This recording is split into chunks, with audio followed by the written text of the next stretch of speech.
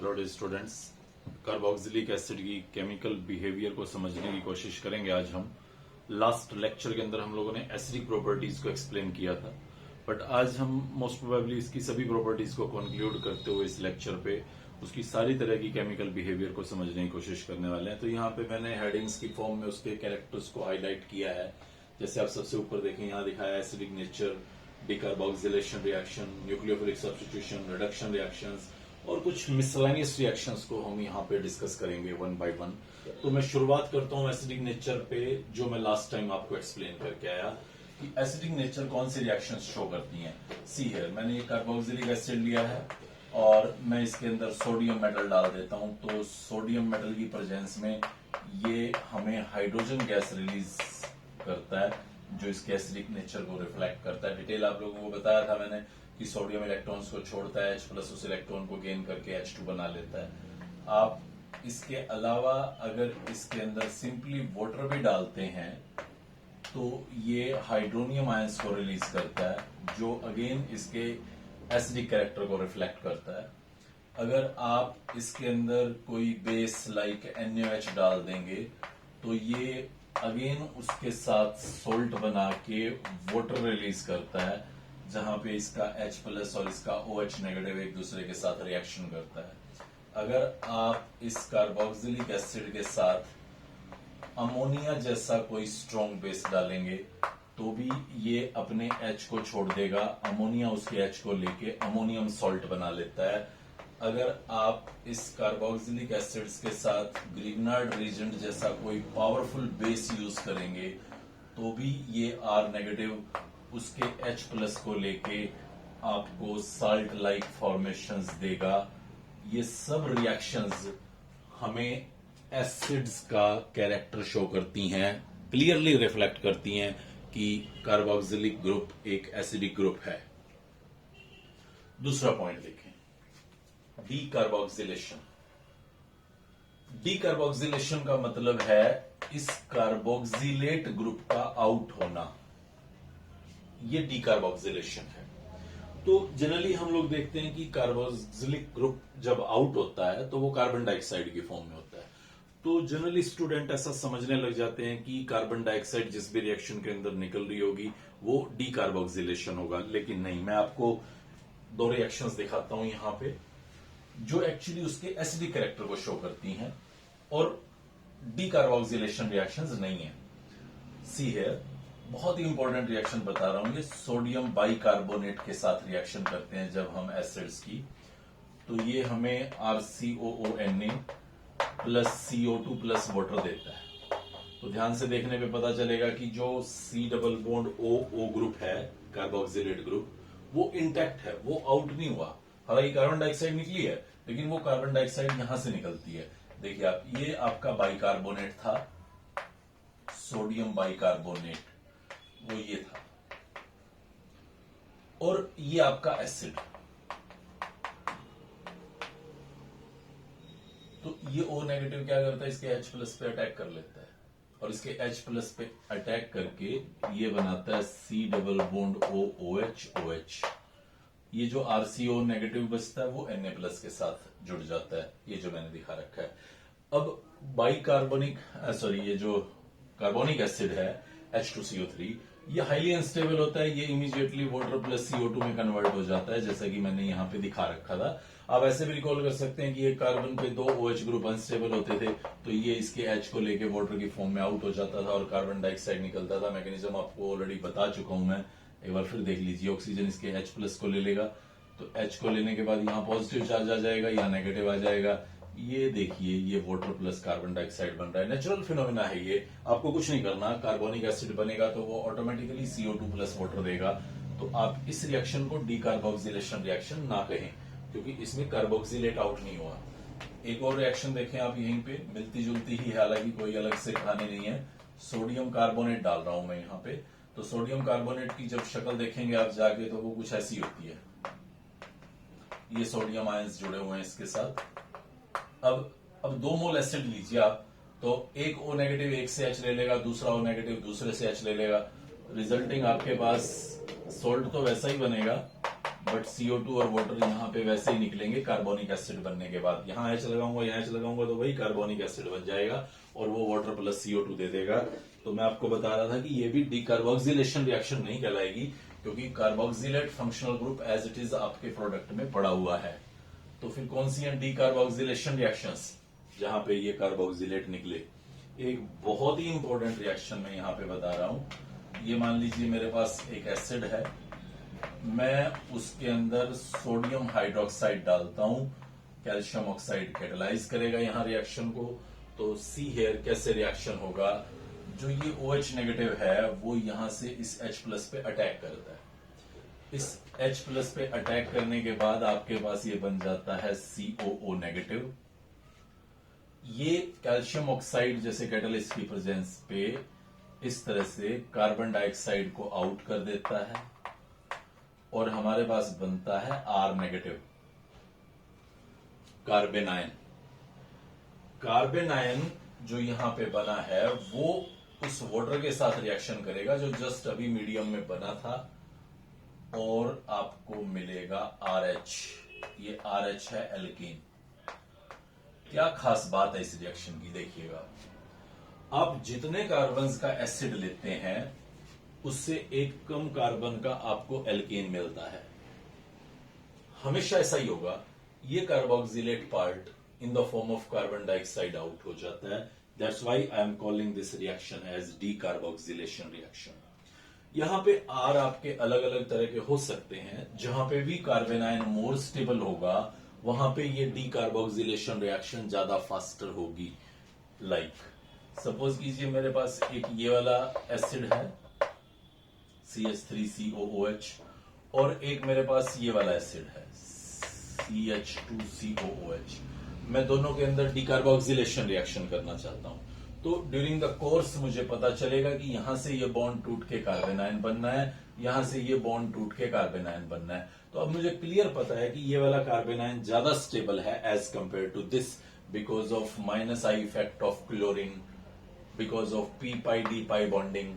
ये वाला कार्बेनायन क्योंकि ज्यादा स्टेबल है, रिजल्टिंग इस पर्टिकुलर एग्जांपल में आपको डीकार्बोक्सिलेशन रिएक्शन ज्यादा फास्ट नजर आएगा as compare to the case shown above. एक और रिएक्शन दिखाता हूं आपको मैं से डीकार्बोक्सिलेशन की। ये जनरली लेंथ छोटा करते वक्त हमें इस रिएक्शन की जरूरत पड़ती है, डीकार्बोक्सिलेशन, जहां पे आप एक लेंथ रिड्यूस करते हैं। एप्लीकेशन में क्वेश्चंस के दौरान समझाऊंगा, अभी बस इतना ध्यान रखें कि लेंथ छोटा करना है तो NaHCO डालना है आपको, दैट्स ऑल। तो एसिड की लेंथ छोटी हो जाएगी और आपको एल्केन मिलेगा। क्लियरली ये पॉइंट याद रखिएगा। नेक्स्ट दिखाता हूं आपको मैं 11th की पढ़ी हुई रिएक्शन है कोलबेज इलेक्ट्रोलिसिस। उसमें हम लोग क्या करते हैं, कोई भी एसिड या एसिडिक सॉल्ट ले लेते हैं। जैसे एसिड लूंगा तो थोड़ा वीक इलेक्ट्रोलाइट होता है, बस यही प्रॉब्लम है, फिर आपको ये आयन कम मिल रहा होगा। लेकिन अगर उसका सॉल्ट ले लेता हूं तो वो स्ट्रॉन्ग इलेक्ट्रोलाइट होता है, तो RCO नेगेटिव आपको अच्छा खासा मिलता है। इसको ऐसे समझिए, RCOOH था, अब ये वीकली डिसोसिएटेड रहता है, तो मुझे ये एनायन बहुत कम मिलेगा सिस्टम में। लेकिन अगर इसको मैं पहले सोडियम से ट्रीट कर लूं और फिर उसके बाद उसके सॉल्ट को बना लेता हूं तो ये स्ट्रॉन्ग इलेक्ट्रोलाइट होता है, तो मुझे ये आयन काफी ज्यादा मिलता है। तो ये मैंने सॉल्ट ले लिया और 2 इलेक्ट्रिक प्लेट्स लगा दी, एनोड कैथोड। ये नेगेटिव प्लेट पे यानी कि एनोड पे जाता है और एनोड पे जाके ये एक इलेक्ट्रॉन्स को लॉस करता है लाइक दिस। फिर यहां होमोलिटिक क्लीवेज हो जाती है फ्री रेडिकल के लिए, आपको मिलता है R रेडिकल प्लस CO2। ये बॉन्ड टूटेगा, ये इलेक्ट्रॉन और ये इलेक्ट्रॉन, ये इलेक्ट्रॉन इसके साथ बॉन्ड बना लेगा, आपको मिलेगा ये R रेडिकल। और इस तरह से 2 R रेडिकल आपस में कनेक्ट होके RR बनाते हैं, यानी कि एल्केन। पहली बात फोकस करें कि डीकार्बोक्सिलेशन हुआ। दूसरी बात फोकस करें कि जो एल्काइल लगा हुआ है उससे डबल कार्बन का एल्केन मिलता है। दोनों रिएक्शंस में जो अभी मैंने जस्ट आपको एक्सप्लेन की है डीकार्बोक्सिलेशन के अंदर, दोनों में आप क्लियर कट डिफरेंस देखें उसको समझें।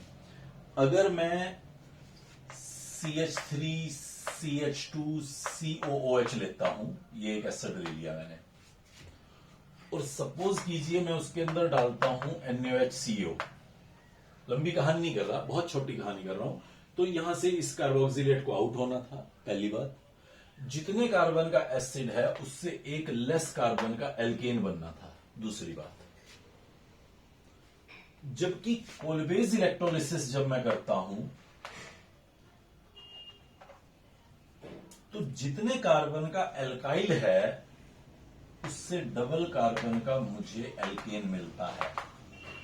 मैं ये नहीं कहना चाहता था कि ये ग्रेटर का मिलेगा, मैं ये भी नहीं कहना चाहता था कि उतने का मिलेगा, क्योंकि यहां पे अगर मैं 2 कार्बन का एसिड लेता हूं तो मुझे यहां 2 कार्बन का एल्केन मिलता है, बट अगर मैं 3 कार्बन का एसिड लेता हूं तो मुझे 4 कार्बन का एल्केन मिलता है। तो मेरी लैंग्वेज को सुनिए, यहां बोलता मैं एसिड से एक लेसर कार्बन, और यहां बोलता एसिड के एल्काइल का ट्वाइस एल्केन। दोनों रिएक्शंस को बहुत क्लियरली ऑब्जर्व करके आगे बढ़िए। ये डीकार्बोक्सिलेशन रिएक्शंस थी। अगला देखें आप, न्यूक्लियोफिलिक सब्स्टिट्यूशन रिएक्शंस। तो मुझे आज लग रहा है कि किसी तरह के एग्जांपल की मुझे जरूरत ही नहीं पड़ेगी, आप लोग इजीली समझ जाएंगे न्यूक्लियोफिलिक सब्स्टिट्यूशन रिएक्शंस क्यों होती हैं एसिड्स और एसिड डेरिवेटिव्स में। मैं एक बार इसे कंपेयर कर लेता हूं अपने लास्ट फंक्शनल पार्ट्स एल्डिहाइड और कीटोन्स के अंदर क्या हो रहा था। यहां पे मैं बोलता कि जब आप किसी न्यूक्लियोफाइल को ऐड करते हैं तो वो सब्स्टिट्यूशन करता है, मतलब L वहां से हट जाता है और न्यूक्लियोफाइल लग जाता है। और यहां पे मैं देखता कि न्यूक्लियोफाइल एडिशन करता है, मतलब डबल बॉन्ड सिंगल बॉन्ड में कन्वर्ट हो जाता, और न्यूक्लियोफाइल और H जाके ऐड हो जाते। दोनों में बहुत क्लियर डिफरेंस था। तो क्यों ऐसा होता है, मेरी बात को बहुत ध्यान से समझिएगा। 2-3 लाइनें हैं जो काम की रहेंगी। ऑर्गेनिक केमिस्ट्री के अंदर C double bond O one of the strong bond है, और C single bond O one of the weak bond. अब ये मत समझिएगा कि सिंगल बॉन्ड बनना नहीं चाहता या बन नहीं सकता, बट प्रेफरेंस उसकी C डबल बॉन्ड O रखने की होती है, क्योंकि वो मोर स्टेबल बॉन्ड है। हाँ, अगर कोई ऑप्शन ना हो तो C single bond O exist करते ही हैं। हम लोग इथर में, अल्कोहल्स में ये बातें देख चुके हैं, इवन एसिड में भी होता है। But C double bond O मैं ये कह रहा हूं कि प्रायोरिटी है। एल्डिहाइड कीटोन्स में जब मैं न्यूक्लियोफाइल को डालता तो एक बार को इलेक्ट्रोमेरिक इफेक्ट की वजह से यहां ये सिंगल बॉन्ड बनता और कार्बन पे पॉजिटिव आ जाता, O पे नेगेटिव आ जाता, न्यूक्लियोफाइल यहां पे आके अटैच हो जाता, दूसरा पार्ट पॉजिटिव पार्ट वो यहां लगता। क्या ये वापस बनना चाहता था? यस, बनना चाहता था, लेकिन कोई निकलने को तैयार नहीं था, क्योंकि 5 बॉन्ड तो कार्बन बना नहीं सकता था। आप देखें 4 बॉन्ड आप बना चुके हो और इस नेगेटिव को यहां लाना चाहते हो, तो वो तो तभी आ सकता है जब कोई एक निकलने वाला तैयार हो। तो H या R है निकलने वाले न्यूक्लियोफाइल के सामने, और H नेगेटिव या R नेगेटिव बहुत स्ट्रॉन्ग बेस होते हैं, बैड लिविंग ग्रुप होते हैं, मुश्किल से निकल सकते हैं, निकलते ही नहीं है। हम लोगों ने कभी हाइड्राइड या यहां पे R नेगेटिव निकलता नहीं देखा। एक एक्सेप्शनल रिएक्शन जरूर पड़ी थी कैनिजरो, और वहां भी बताया था मैंने काइनेटिक्स अजीब होती है, इस वजह से ऐसा हो पाता है, बट कहीं नहीं देखा हमने अदरवाइज। तो यहां पे एडिशन मजबूरन होना था, क्योंकि डबल बॉन्ड O बनने का कोई स्कोप नहीं था। लेकिन यहां पे जब मैं ये सीन देखता हूं, ये पाई इलेक्ट्रॉन शिफ्ट कराता हूं, तो न्यूक्लियोफाइल कार्बन पे आके लगता है, O पे नेगेटिव चार्ज आता है, उसका पॉजिटिव बॉडी यहां पे टिक भी जाए थोड़ी बहुत देर के लिए, तो ये वापस यहां एक्सेल करके L को बाहर निकाल सकता है। उसके लिए प्रॉब्लम नहीं है कि वो डबल बॉन्ड वापस रीजनरेट नहीं कर सकता, क्योंकि यहां पे मैंने एक बेटर लिविंग ग्रुप लगा रखा है। अगर ये लिविंग ग्रुप बेटर ना होता तो फिर इस सब्स्टिट्यूशन में डेफिनेटली दिक्कत आ सकती थी। तो अभी तो फिलहाल चाहे आप Cl नेगेटिव को देखें, OR नेगेटिव को देखें या OH नेगेटिव को देखें, वो as compare to R negative और H negative I should say कि निकलने की टेंडेंसी रखते हैं। तो रिजल्टिंग हमें न्यूक्लियोफिलिक सब्स्टिट्यूशन रिएक्शंस एसिड्स और उनके डेरिवेटिव्स में बहुत बढ़िया से होती नजर आती हैं। तो मैं अगर यहां पे अब सिंपली रट्टा भी मार लूं कि जब न्यूक्लियोफाइल आएगा तो OH हटाना है और उसकी जगह न्यूक्लियोफाइल लगाना है, तो मुझे किसी तरह की कोई समस्या नहीं होने वाली। देखिएगा आप, यहां मैंने ये एक एसिड ले रखा है, और मैं अब किसी भी न्यूक्लियोफाइल को यहां डालूं तो वो न्यूक्लियोफाइल यहां पे आएगा और OH को सब्स्टिट्यूट कर देगा। पहले इलेक्ट्रोमेरिक इफेक्ट होगा, न्यूक्लियोफाइल इसके साथ लगेगा, फिर ये डबल बॉन्ड बनेगा, OH निकलेगा। ये सब स्टेप बाय स्टेप आप दिखा सकते हैं। तो मुझे लगता है मैं काफी टाइम से दिखाता आ रहा हूं, तो अब किसी तरह की कोई दिक्कत आपको नहीं लगेगी। ये लीजिए, न्यूक्लियोफाइल यहां पे सब्स्टिट्यूट हो जाता है। न्यूक्लियोफाइल कौन सा लेना है आप अपनी चॉइस रखिए। आप KCN लीजिए, कोई दिक्कत नहीं है। CN नेगेटिव यहां पे आएगा, OH को हटा देगा। बस ध्यान रखना है कि थोड़ा स्ट्रॉन्ग न्यूक्लियोफाइल होगा तो वो वीक न्यूक्लियोफाइल को आसानी से रिमूव कर पाएगा, अदरवाइज थोड़ी सी दिक्कत आ सकती है।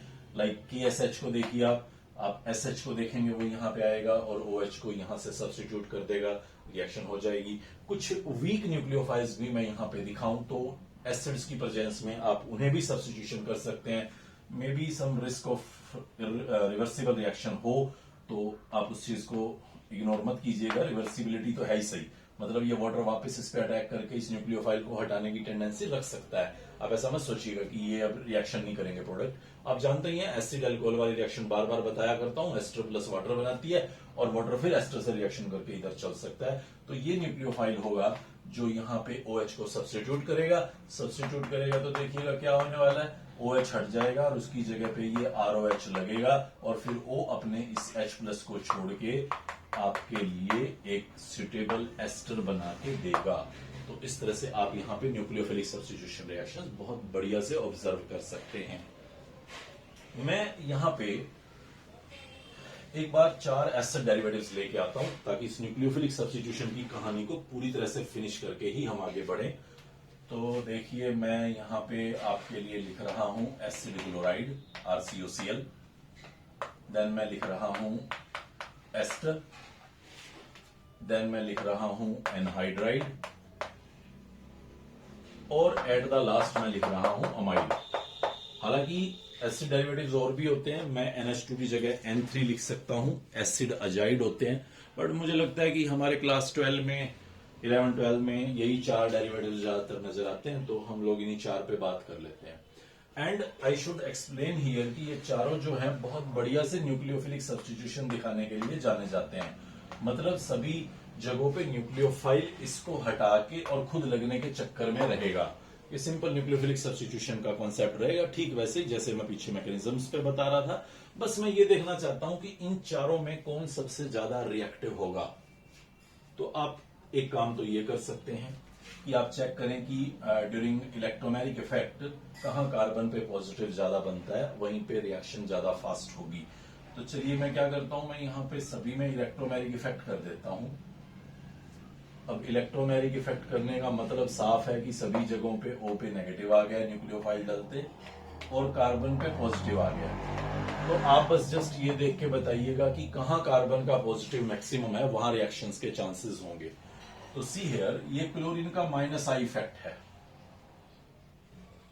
ये ऑक्सीजन का -I इफेक्ट है, ये यहां पे भी ऑक्सीजन का -I इफेक्ट है, ये यहां पे भी नाइट्रोजन का -I इफेक्ट है। मतलब कार्बन का प्लस बढ़ने की कोशिश कर रहा है, तो मुझे लगा कि कार्बन का प्लस यहां मिनिमम होगा क्योंकि नाइट्रोजन सबसे कम इलेक्ट्रोनेगेटिव होता है अमंग ऑक्सीजन एंड क्लोरीन, तो यहां पे पॉजिटिव मिनिमम होगा, तो शायद रिएक्शन मिनिमम होगी। सही है बात। लेकिन दूसरी बात सुनिए, यहां पे actually oxygen pair of electron रखता है, यहां पे भी वो रखता है और यहां पे भी वो रखता है, तो वो इसकी खाली ऑर्बिटल्स के साथ बैक डोनेशन करके रेजोनेंस स्टेबलाइजेशन भी कर सकता है कार्बोकेटाइन की। हाँ, यहाँ पे 3p ऑर्बिटल होगी, यहाँ 2p नहीं होगी, 3p ऑर्बिटल्स होंगी, जबकि ये 2p है। सी है, जो ClO देख रहे थे या N आप देख रहे थे और मैं जिसका -I इफेक्ट आपको कह रहा था कि माइनस इफेक्ट प्लस को बढ़ा रहा होगा, वहीं उनके पास लोन पेयर्स होने की वजह से वो रेजोनेंस की वजह से रेजोनेंस होने की वजह से उसके पॉजिटिव चार्ज को घटा भी रहा होगा। अलग से देखें एक बार, ये कार्बन पे प्लस है, यहां मैंने ये ऑक्सीजन लगा रखा है, ये कार्बन पे प्लस है कार्बोकेटाइन और यहां मैंने नाइट्रोजन लगा रखा है, और ये कार्बन पे प्लस है, यहां पे मैंने क्लोरीन लगा रखा है। मैं खाली ये क्यों देखूं कि इंडक्टिव इफेक्ट इसके पॉजिटिव को बढ़ा रहा है, मैं ये भी तो देखूंगा कि यहां present lone pair back donation से इसके पॉजिटिव को कम कर रहा है। मतलब इस ऑक्सीजन का इस कार्बोकेटाइन के लिए -I इफेक्ट है, डेफिनेटली है, बट रेजोनेंस इफेक्ट भी है और वो पॉजिटिव है, वो डोमिनेटिंग है, रिजल्टिंग ये तो कार्बोकेटाइन को स्टेबलाइज कर रहा होगा। क्लोरीन 3p ऑर्बिटल और कार्बन की 2p ऑर्बिटल, बैक बॉन्डिंग अच्छी नहीं हो रही होगी, रेजोनेंस अच्छा नहीं हो रहा होगा, तो मतलब इंडक्टिव अच्छा खासा काम कर रहा होगा। मतलब यहां कार्बन पे पॉजिटिव मैक्सिमम नजर आएगा among all these situations. Why? क्योंकि क्लोरीन का 3p 2p से ओवरलैप नहीं कर पा रहा, रिजल्टिंग यहां कार्बन पे पॉजिटिव मैक्सिमम है इंडक्टिव इफेक्ट की वजह से, जबकि यहां तीनों जगहों पे कार्बन पे पॉजिटिव काफी कम हो चुका था। रिजल्टिंग मैं देखूंगा कि जो एसिड क्लोराइड्स हैं उनके अंदर न्यूक्लियोफिलिक सब्स्टिट्यूशन बहुत बढ़िया, बहुत फास्ट होने वाला है, उसके बाद इनका नंबर आएगा। और अब रेजोनेंस तो 2p में सब जगह सेम होना था। एन की माइनस आई इफेक्ट थोड़ी सी लेसर थी, तो मुझे लगा कि यहां पॉजिटिव थोड़ा कम होगा, तो इसलिए अमाइड्स जो हैं वो बिल्कुल लास्ट में आएंगे, उनकी रिएक्टिविटी सबसे कम होगी। इन दो में मुझे समझ नहीं आ रहा कि अब मैं क्या करूं, अब मैं किसको बोलूं कि कौन स्ट्रोंगर कौन वीकर। तो चलिए मैं एक और कॉन्सेप्ट पे लेके चलता हूं आपको, जो हमें क्रिस्टल क्लियर ये बता देगा कि कहां रिएक्शंस फास्टर। तो मैं यहां आपके सामने एक बार फिर वही सारे के सारे पार्ट्स लिख रहा हूं। You see it very carefully, very very carefully. And ये लीजिए आपका, ये वो चारों फंक्शनल ग्रुप, चारों एसिड डेरिवेटिव्स। पहला पॉइंट मैंने बोल रहा था कि भाई कार्बन पे पॉजिटिव देख लो, कहां कार्बन पे पॉजिटिव ज्यादा है वहां रिएक्शन फास्टर होगी, तो मुझे पता चला यहां सबसे ज्यादा फास्टर, यहां सबसे स्लोअर, इन दो में अभी झगड़ा है। तो मैं क्या करता हूं, मैं देख लेता हूं कि यहां एल को निकालना है मुझे, मतलब लिविंग ग्रुप को निकालना है। तो लिविंग ग्रुप जो वीकर बेस होगा वो गुड लिविंग ग्रुप होगा। तो मैं देखता हूं किस किस को निकाल रहा हूं। यहां पे मैं Cl नेगेटिव को निकाल रहा हूं, यहां पे मैं OR नेगेटिव को निकाल रहा हूं, यहां पे मैं OCOR नेगेटिव को निकाल रहा हूं, और यहां पे मैं NH2 नेगेटिव को निकाल रहा हूं। मुझे बस ये देखना होगा कि कौन सा वीकर बेस है। जो वीकर बेस होगा वो गुड लिविंग ग्रुप होगा, वो जल्दी निकल जाएगा, वहां रिएक्शन फास्टर होंगी। अब मुझे ये नहीं समझ में आ रहा कि इनमें कौन सा वीकर बेस होगा, तो मैं क्या करता हूं, इनके पेरेंट एसिड बना लेता हूं। वो तो मुझे पता ही है कि उनके पेरेंट एसिड कौन होते हैं। तो you will again clearly observe कि ये उसके पेरेंट एसिड्स हैं। मतलब क्या किया मैंने, बेस के अंदर H+ डाल दिया तो वो उसका कॉन्जुगेट एसिड बन गया। अब आप देखिए कौन सा स्ट्रॉन्ग एसिड है, तो HCl अल्कोहल। अरे ये तो बहुत ही स्ट्रॉन्ग एसिड होता है। जब ये बहुत स्ट्रॉन्ग एसिड होता है तो इसका कॉन्जुगेट बेस तो बहुत ही वीक होगा। मुझे कह देना चाहिए कि ये वीकेस्ट कॉन्जुगेट बेस है, मतलब गुड लिविंग ग्रुप है। और गुड लिविंग ग्रुप है तो मतलब यही ज्यादा आसानी से निकलेगा, यानी कि यही रिएक्शन फास्टर होगी। और वो मैं ऑलरेडी बता गया हूं, पिछला कॉन्सेप्ट भी यही कहता था और ये भी यही कहता है।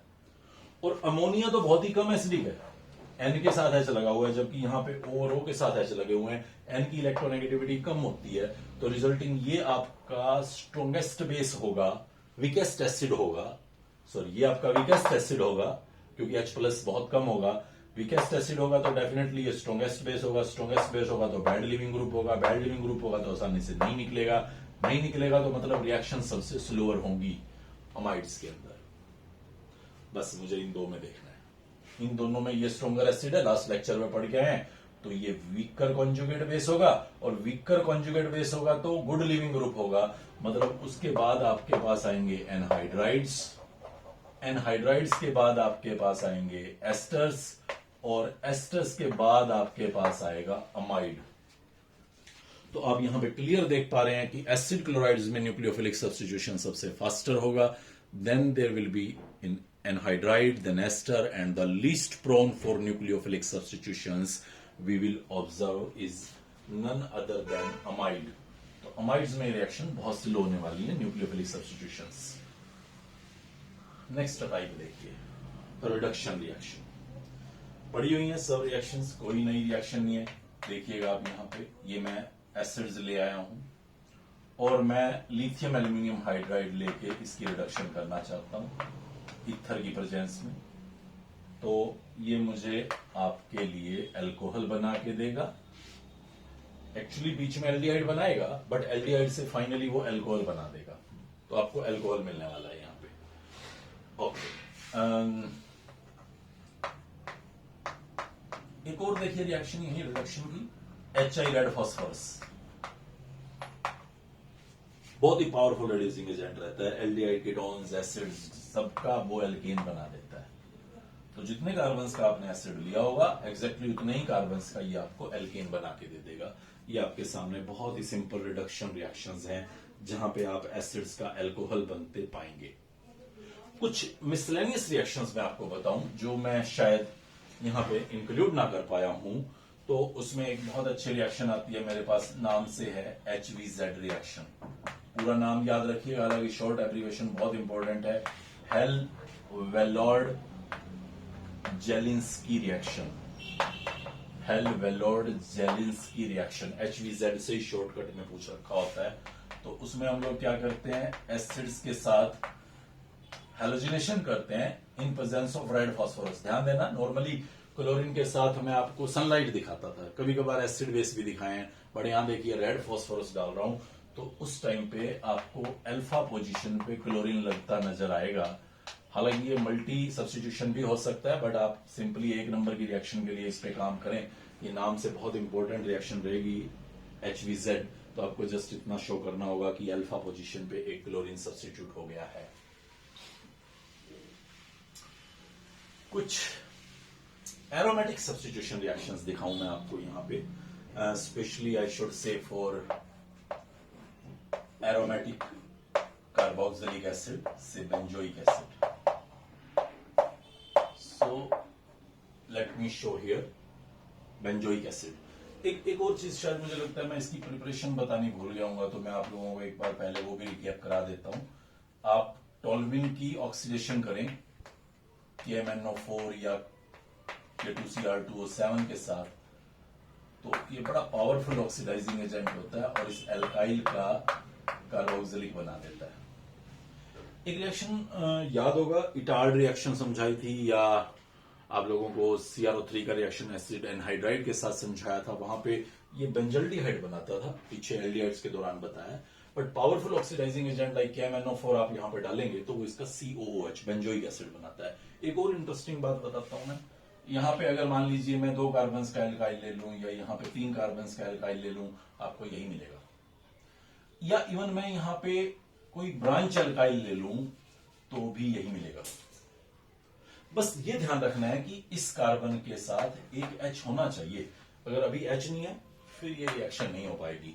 एक H एटलीस्ट होना चाहिए। एल्काइल्स यहां पे कितने बड़े लगा दो, आपका प्रोडक्ट हमेशा बेंजोइक एसिड ही होगा।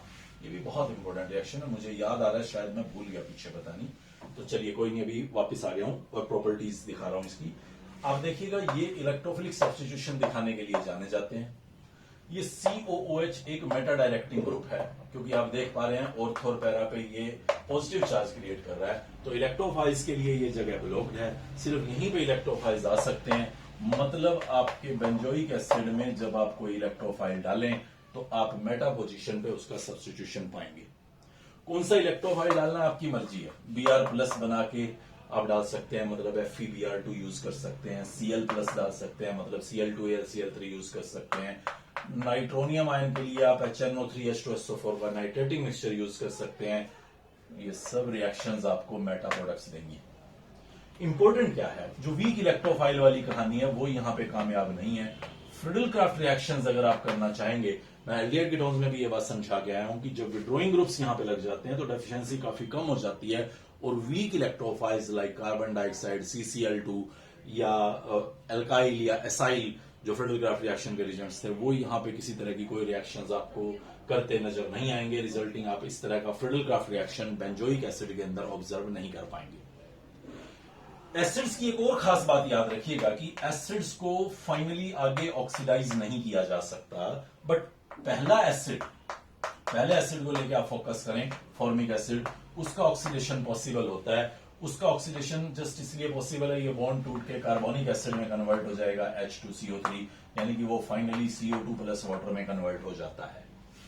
मतलब अगर मेरे पास यहां पे 2 टेस्ट ट्यूब्स के अंदर एक में फॉर्मिक एसिड पड़ा हुआ है और एक में एसिटिक एसिड या कोई भी और एसिड पड़ा हुआ है, तो मैं कुछ ड्रॉप्स KMnO4 की या KMnO4H2SO4 या डाइक्रोमेट H2SO4 डालूं तो इसका ऑक्सीडेशन पॉसिबल है। मतलब आपको यहां CO2 और वाटर निकलता नजर आएगा, लेकिन यहां पे आपको वो CO2 और वाटर निकलता नजर नहीं आएगा, because they are very much stable and does not show further oxidation.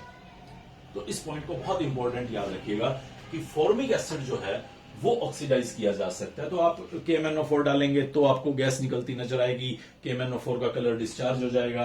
आप पोटेशियम डाइक्रोमेट यहां पे डालेंगे तो भी उसका ऑरेंज कलर खत्म होके लाइट ग्रीनिश कलर में कन्वर्ट होने की कोशिश कर रहा होगा, और वहां से भी आपको कार्बन डाइऑक्साइड गैस निकलती नजर आ रही होगी। जबकि यहाँ पे ना तो आप कार्बन डाइऑक्साइड गैस निकलता ऑब्जर्व करेंगे, ना ही कोई कलर के अंदर चेंज ऑब्जर्व करेंगे। आप टॉलरेंस रीजन की हेल्प से भी इसका ऑक्सीडेशन करके आपको यहां फॉर्मिक एसिड में सिल्वर मिरर बनता अपीयर होगा, बट इधर नहीं होगा।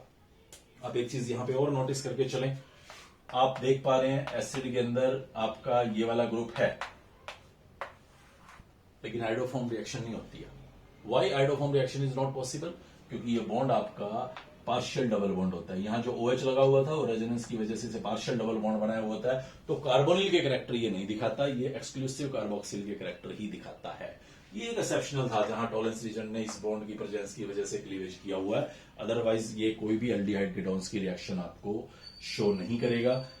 HCOOH फॉर्मिक एसिड की एक रिएक्शन और याद रख लीजिएगा कि अगर आप इसके अंदर HgCl2 डालें तो ये Hg2Cl2 के व्हाइट प्रेसिपिटेट बना के आपको देता है, जो आप इसकी डिस्टिंग्विशिंग के अंदर यूज कर पाएंगे कि फॉर्मिक एसिड और एसिटिक एसिड में अगर आप दोनों में HgCl2 डालें तो HCOOH के अंदर आपको व्हाइट प्रेसिपिटेट नजर आएंगे, बाकी एसिड्स के अंदर आपको व्हाइट प्रेसिपिटेट्स नजर नहीं आएंगे। ये सारी कहानी आपकी कार्बोक्सिलिक एसिड फंक्शनल ग्रुप्स को लेके थी।